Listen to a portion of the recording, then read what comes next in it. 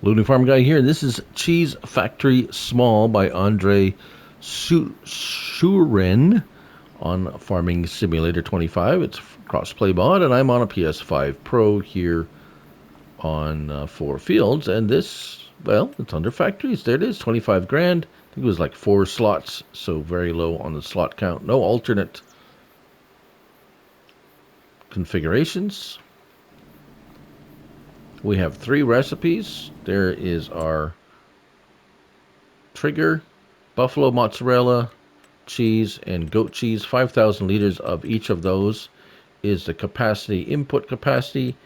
And we got, let's see, 3 in, 2 out, 3 in, 2 out, 3 in, 6 out. So we've turned them all on. It's a pretty simple little mod, a nice little tiny little factory, and we're going to see what we get.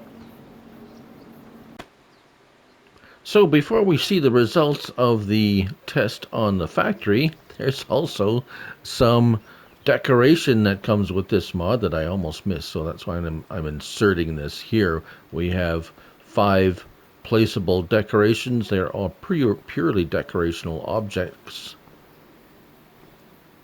to place around wherever that you're making cheese to decorate it up a little bit. And they're under decorations, so here they are. They're $100 each,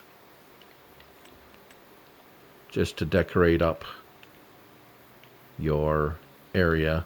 So there we are, and so now we're going to go and see the results of the factory production test. Okay, so after a month of in-game time, we got 1 pallet of goat cheese